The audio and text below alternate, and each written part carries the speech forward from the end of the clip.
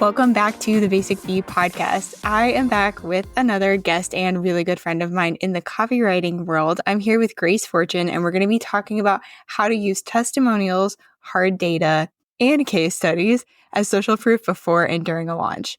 And before I bring her on, here is her brief bio.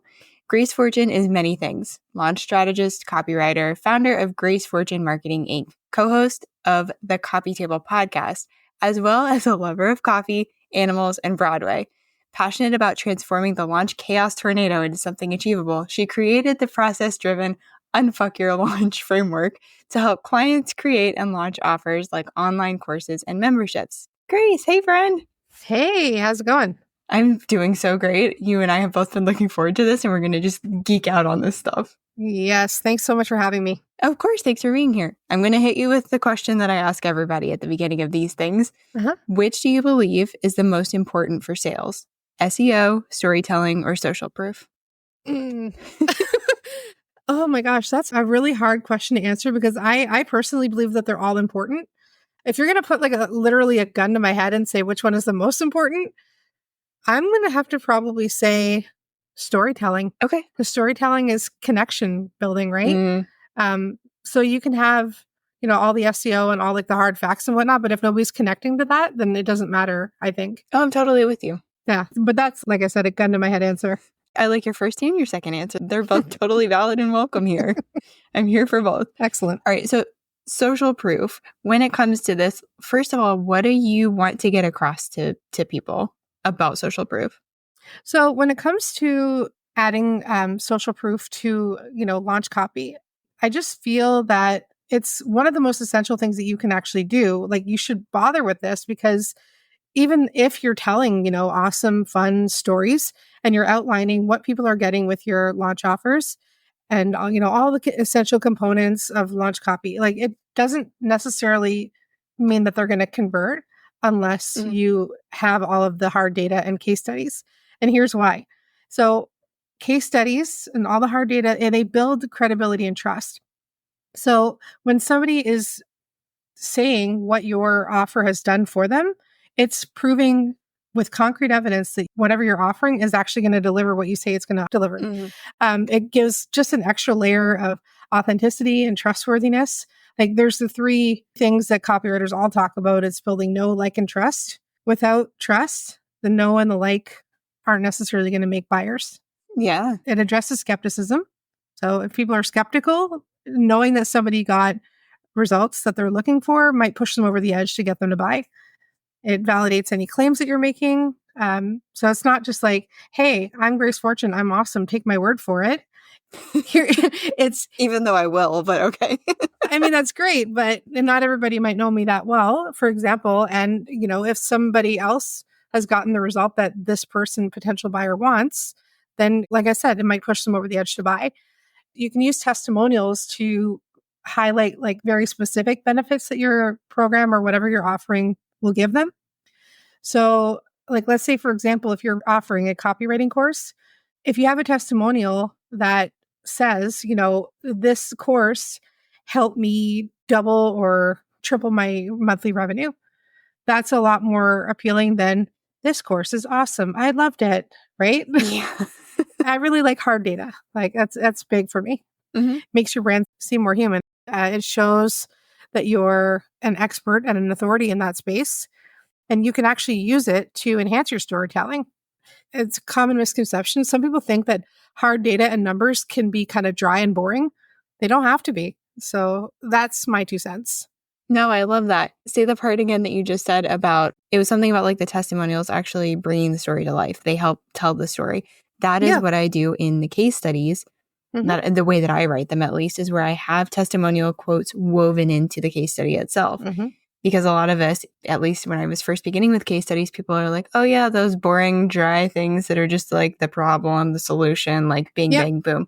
And no, it doesn't have to be like that. You can use the testimonial quotes to bring it to life. Exactly. And one more thing I wanted to mention is that your testimonials will always differentiate you from your competitors. None of your other competitors are going to have the same testimonials as you. And why is that? Can you speak a little bit more to that? Well, I mean, number one, a lot of brands don't use testimonials the right way. And not only that, but they might not necessarily know how to get the right kind of testimonials. They might get generic testimonials from their customers. Like I said before, like, this product is great, I loved it, instead of, this helped me increase my revenue 3 times over in 2 months or whatever, something specific like that. Nobody else can get your specific testimonials on what your product does. So that's definitely with the hard data, with the numbers and the statistics and that type of thing. But even if you were to have a testimonial that says, like, I felt so much more confident after blank. Yeah. I mean, those things are going to come out because they worked with you, because they went through your program or bought your product. Exactly. So it's a huge differentiator. Yeah, for sure. You mentioned that you're seeing some brands use testimonials incorrectly, or maybe not optimizing them or making the most out of these opportunities. In addition to that, like, what are some of the things that you're seeing that are not so great about testimonials and just like all of these pieces of social proof out on the internet? So, I mean, I don't want to necessarily out anybody specific, but again, we're classy over here. We don't do that. Totally. But I'll give you some examples. And I kind of touched on it a little bit already, but saying like super generic phrases like, this is great, I really, really like this, this is the best thing ever. Like, it's not specific enough. And that could literally apply to any product or service, even if it's true or not, right? So if you're going to have an effective testimonial, it needs to provide concrete details. Like, it needs to show what the experience and the benefits the person who bought it received. And that goes, I think, for case studies, SEO, and testimonials, right? For sure. Another one that I really, really hate are exaggerated claims. Yeah. I see this so often, but people saying things like, oh my gosh, this changed my life in a single day. It's a miracle. This is the best decision I've ever made in my life. Like, okay, those are all hyperbole, and they don't come across as authentic or realistic. They come across as exactly what they are. And that's literally just a tool to make more sales. Right. And people are starting to see through all of that stuff. Yeah. People are getting wise to it. Another thing that I see all the time in the wild is when it's not personalized. So if you don't have your buyer's maybe name or any sort of identifying, I don't know, maybe their position, for example. One thing that always kind of gets on my nerves is when I see a testimonial and underneath I'll see like a little dash and it'll say a satisfied customer. Oh, yeah.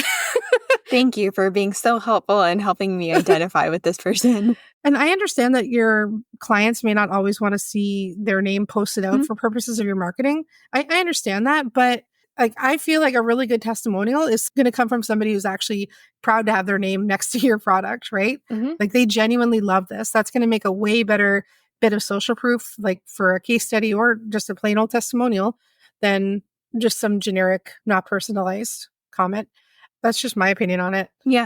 So for me, coming from the world of massage therapy and healthcare, and even my very first job was in data entry. So we had to protect people's identities. And I've talked about this at least in one podcast episode, if not multiple, or definitely in the programs that I do too. Case studies can be made anonymous. You can do that. You can give someone an alias and then just let the reader know, hey, I'm protecting this person's identity. I'm not outing them, but this was a legit person and here's what's going on. Also, if you're doing that with testimonials, one thing I used to do as a massage therapist, I would put the first and last initial. Or I would say like first and last initial, and even like you said, describing their job, letting someone know, oh, hey, I've helped someone who is a construction worker. I've helped someone who's like a long haul truck driver, so that they know, oh, I can definitely go to her and get the help that I'm looking for. One other thing I want to touch on is that you were mentioning the quick, like, oh, this like changed my life in like 3 hours or 1 day or whatever the ridiculousness is. Yeah. That's part of why I love case studies, because they give you more context. You're able to really paint the full picture and say, these 15 things were in place before we started working together. And that's why this stuff just snapped into place. So anything else you want to like touch on there before I... Yeah.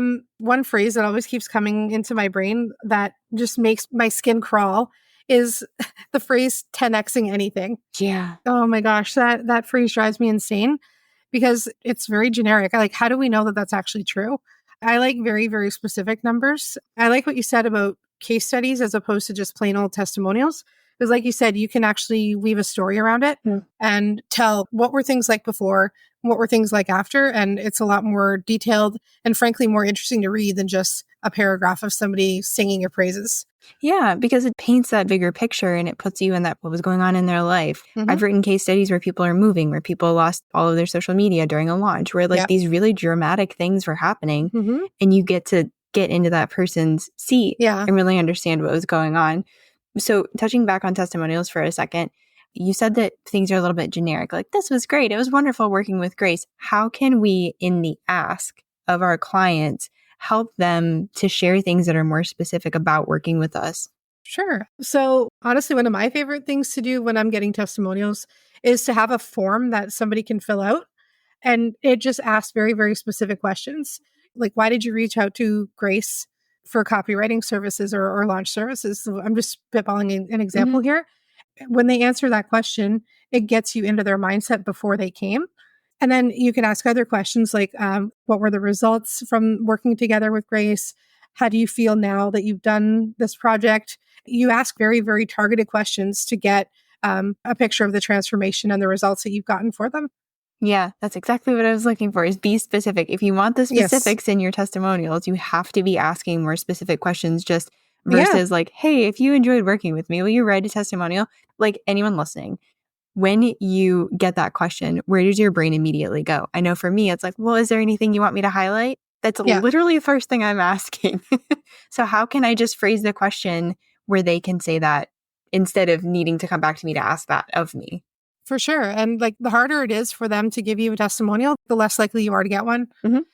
I'm very, very big on making things as easy as possible. Hmm. Like I'm very, very big on processes in my business. So as far as like getting payments from my customers, getting testimonials, getting the project delivered to them, like it's all very, very streamlined. It's as easy as I can make it. Hmm.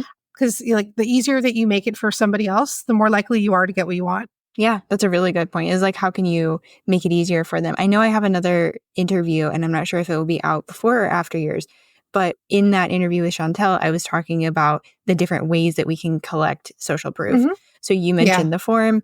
One thing I like to do, just a quick note, is Hmm. if I notice a person is talking to me a lot in voice memos, I'm going to Yeah. voice memo them a Yeah. question. If they are emailing me, I might email them one question, or they might be one of the people I send a survey. Hmm. So noticing things like that, do you use that Yeah. in your business too? Yeah.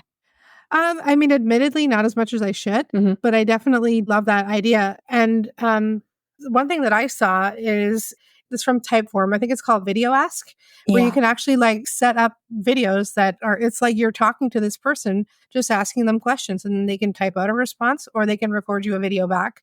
So it's very, very kind of fun and interactive. I haven't used it personally, but I could really, really see the appeal for it for some people who are more visual. Yeah. And the people who they go around, they do stories, they do reels, they're on Yep. TikTok, or they have like YouTube videos. These are the people that are going to like that video format. So just like noticing how your clients are even communicating with you, what their preferences. And then if you send out like your automated ask Mhm. and you're not getting a response, think through, okay, maybe that was a survey. Could I try this video ask? Yeah, absolutely. It's like what we always say, right? Know your audience. No matter Mm-hmm. what you do, no matter who you're interacting with, getting to understand how they communicate is going to inform how you actually go about getting a testimonial or getting anything that you want from them. Yeah, for sure. And even another thing I just thought about, because I heard this, I was part of a Mm. roundtable for Riverside with the podcast platform. Nice. Yeah, it was really cool. And I'll link it if I have that. I think I have that link. One thing that was mentioned is pulling clips from your guests as they're recording Hmm. with you. So you and I end this recording. Let's say you had taken like a course with me or something like that. I could then pull that clip and use it as an ad in my podcast or something like that. Instead of me recording the ad, maybe I come in with a little bit of an Hmm. intro and say like, Grace is with me for the case study training program. And then there's the clip of you speaking, something like that. So having even those little snippets and being able to repurpose that in a long form content piece that you're already creating, like just get Hmm. creative with how you can ask, where you can ask, and then where you can use it. With testimonials, are there any other things in testimonials that you feel like wave a giant red flag? Anything that comes across as disingenuous.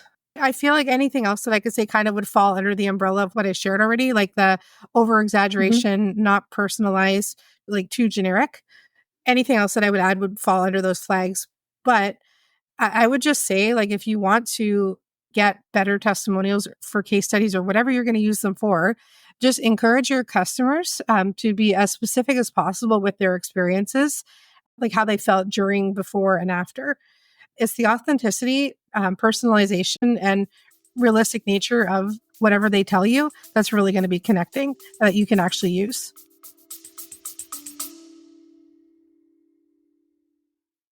Hey, fellow podcaster, I see you out here wanting to do more with SEO, but not even knowing where to begin or what to do. Oh, and yeah, there are loads of episodes you should be blogging about, but like, how? I saw so many conversations just like this happening around me, and one day I just thought, I'm a podcaster, I'm an SEO show notes writer, I should make a resource. So I did. And now you can grab the SEO podcast show note and blog post templates.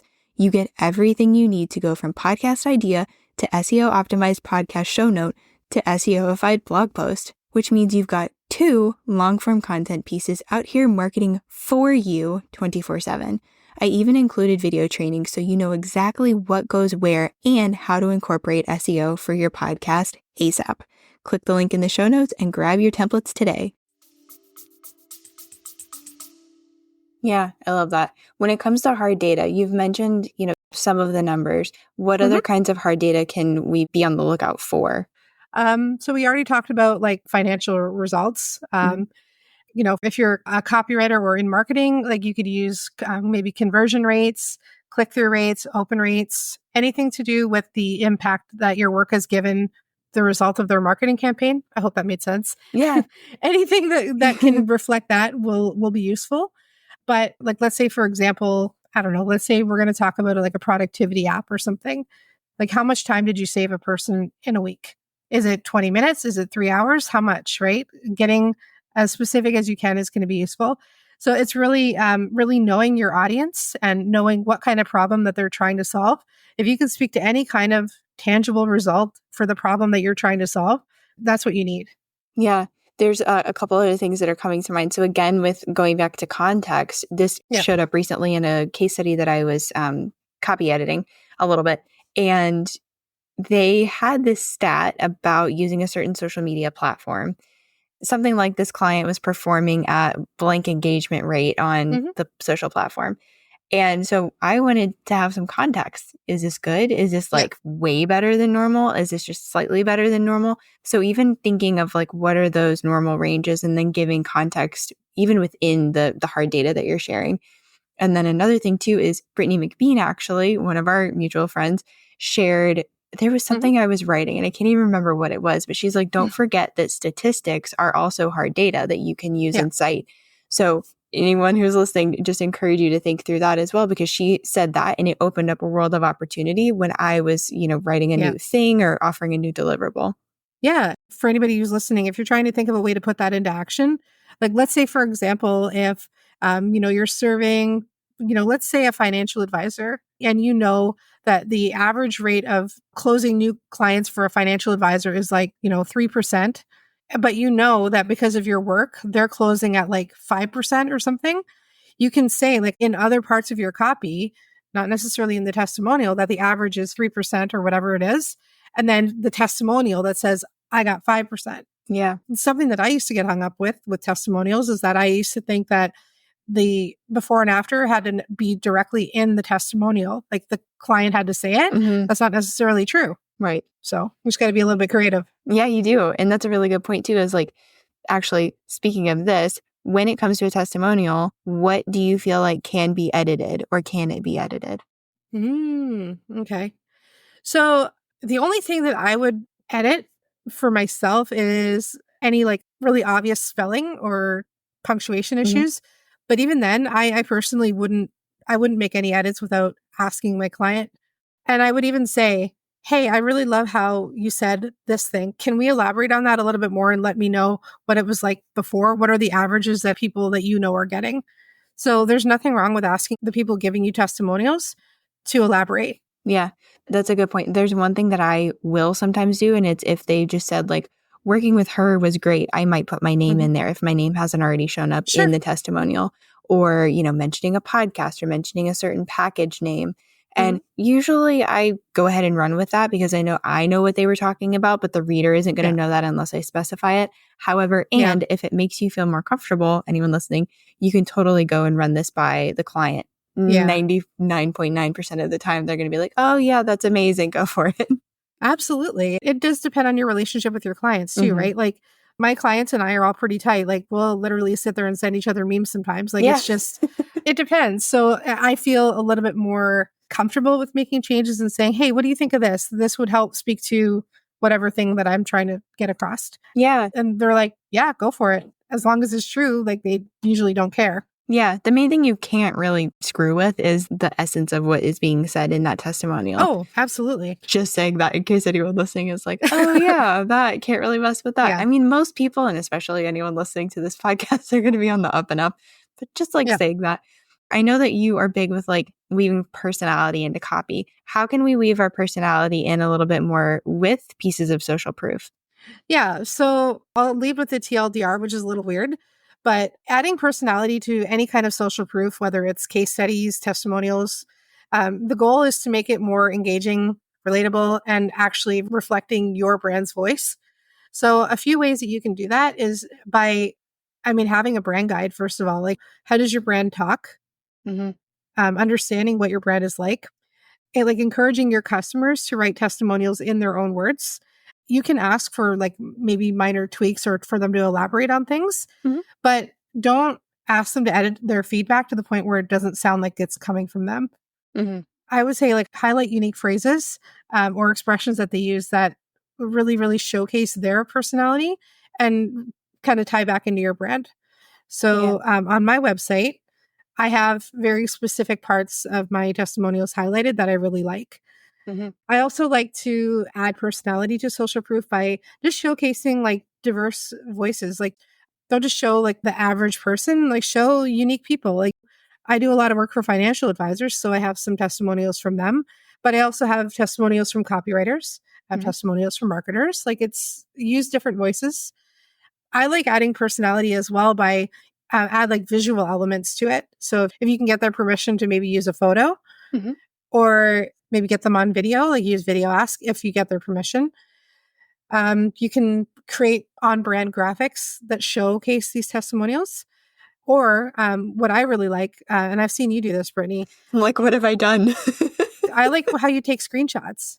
Oh, thank you. Yeah. Yeah. Just take a screenshot because screenshots are like, oh, this person literally sent that to them. This is not filtered. This is not edited. It's a screenshot. It's perfect. Jamar Diggs and I, he was on the podcast recently and we were talking about how we're both screenshot whores. Yeah. Oh, yeah. I want to be more of one. I really do because they're Join so the club. They're so useful. But like when you're talking about like case studies and the way that you talk about your social proof on, maybe social media, just use a conversational tone. Don't come across as stiff or robotic, unless of course that matches your voice. But you just want to make it more enjoyable and easy to read for the people that you're trying to, whose attention you want, right? Some brands can get away with using a lot more humor than others. So if you can make it funny or interesting in a humorous aspect, go for it. But just make sure that it makes sense for your brand and for the audience. So it's like we already said, know your audience and know your brand. Yeah, you got to know yourself and you got to know who you're helping and how those two mesh and why and how they work so well together. Totally. And I like your point earlier about just providing that context around the testimonial, like for example, in a case study where you can lead in with some kind of information more in your own voice, insert their testimonial in their voice, and then bring it all together again back in your voice. Yeah, 100%. I love that. Where should we be adding this social proof before a launch and then in a launch? Okay, so before your launch, you want to add testimonials and social proof to things like maybe your email campaigns.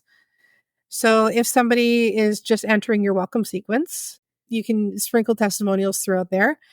It just shows that you're legit. It shows that people actually do respect what you do.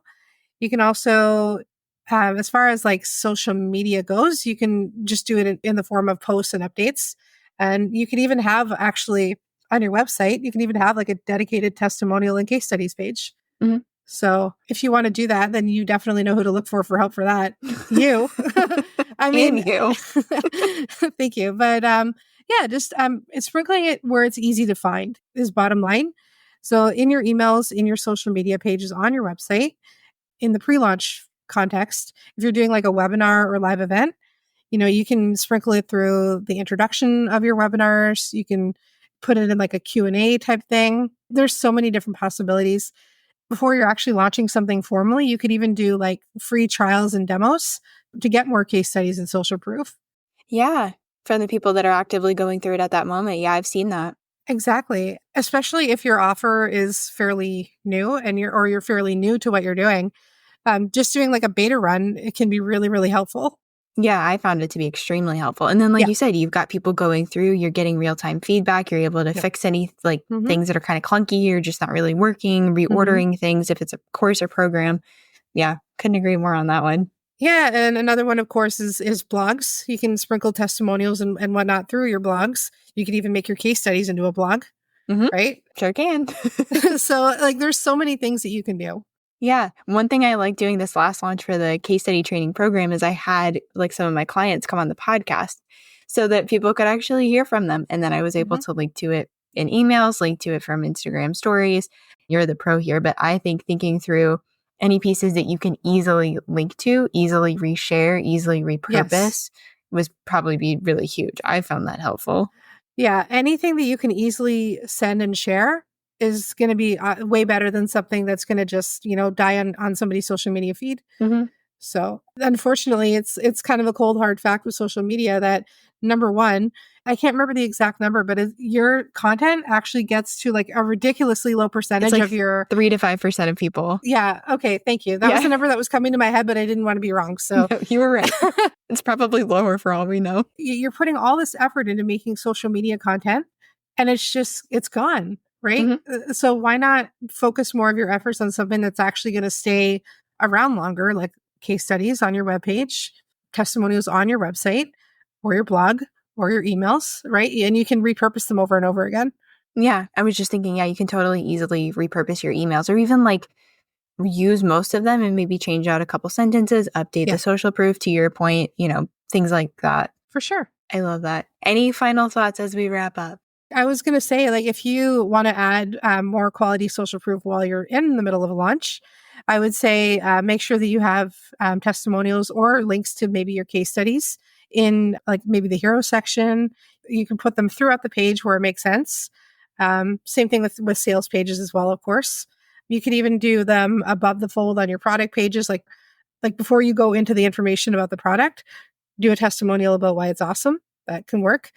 I like putting them actually close to the call to action buttons because it just shows hey, this is a really, really great product. Now you can buy it. It just makes the process a little bit more streamlined.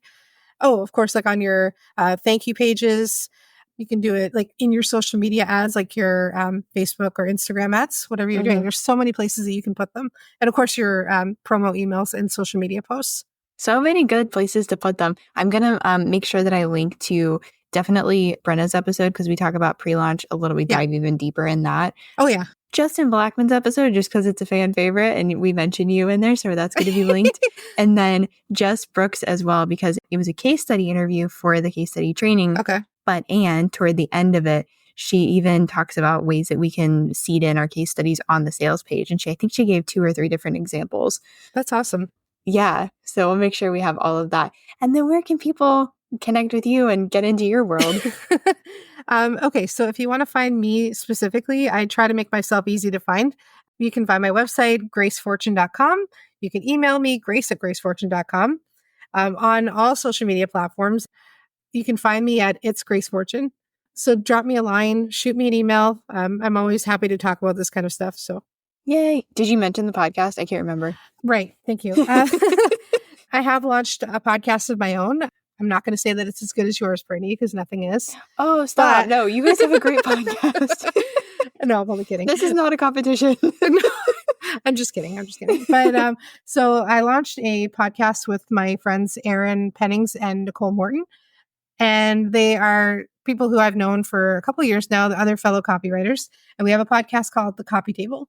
So there we basically dive into how we run our businesses. We also talk about ethical marketing. We've talked about all things copywriting. All things copywriting. We're going to be doing a whole next season on different processes that copywriters need. It's going to be really great. So if you want to find that, you can go to thecopytable.com and you can look for it on Apple Podcasts, Spotify, anywhere.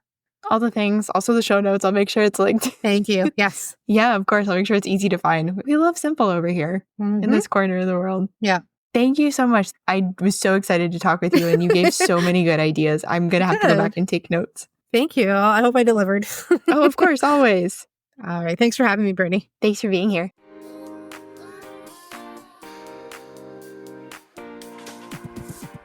Okay, you get it. You know SEO is important, but no, you're not interested in learning another skill. Who has the time? But who are you supposed to trust with the task of getting SEO to work for you? Someone who won't ghost you mid-project or treat you like a dum-dum lollipop. Someone who actually wants to empower you and your team with all things SEO.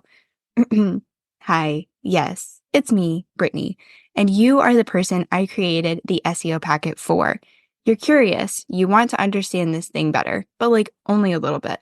You don't actually want to do the doing.